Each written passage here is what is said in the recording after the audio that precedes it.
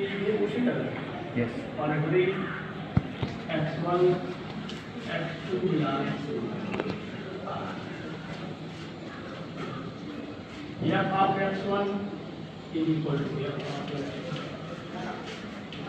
This implies that f of x1 f(x) is equal to x square plus 1 है, तो f of x1 is equal to कितना होगा? x1 square plus 1, क्या होगा? x1 square plus 1, और ये क्या होगा? x2 स्क्वायर प्लस 1, फिर क्या होगा? 1 से 1 गया, फिर क्या बचा?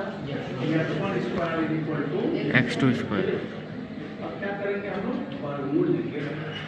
जब वर्गमूल हम लेंगे तो यहाँ क्या मिलेगा? प्लस माइनस x1 मिला ना, और यहाँ क्या मिलेगा? Plus minus x2। अब क्लियर हो गया ना? अब सही हुआ। तो क्या यहाँ पर हर हाल में x1 बराबर x2 है? तो समझो क्या होगा। देखो, अगर हमने लिया f1, हमने लिया f माइनस 1, हमने लिया 2, हमने लिया f माइनस 2, तो जब हम f1 लेंगे तो 1 का स्क्वायर माइनस 1 का स्क्वायर 1, तो समझ में। तो यहाँ देखो पहला वाला जो आर है इसमें बहुत सारी चीज़ें हैं, जैसे कि माइनस 2, माइनस 2, माइनस 1,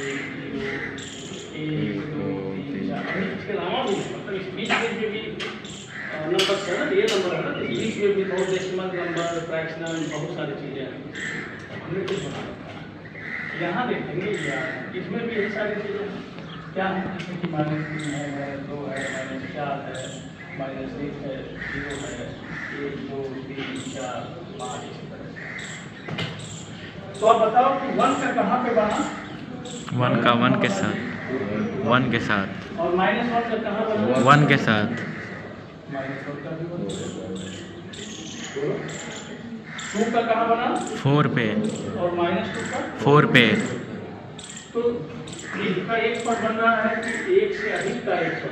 एक से अधिक का एक पर बन रहा है, कहती है कि बहु एक। यह बात है समझ में आया कि हाँ मैंने क्यों लिखा कि प्लस माइनस दोनों हो रहा है। तो निश्चित रूप से क्लियर हो गया कि जरूरी नहीं है कि ये दोनों आपस में बराबर है, क्योंकि यहाँ प्लस माइनस लगा है, यहाँ भी प्लस माइनस लगा है, यानी x के प्लस और माइनस दोनों का एक ही करस्पॉन्ड है, प्लस का भी और दोनों का एक ही करस्पॉन्ड है। अब स्पष्ट हो गया कि नहीं हो गया? इसलिए निश्चित रूप से आपस में बराबर नहीं हुआ, तो ये यहाँ पर आता है f बहुएक। जब ये कैंपी नहीं है तब क्या होगा बताओ? ठीक है।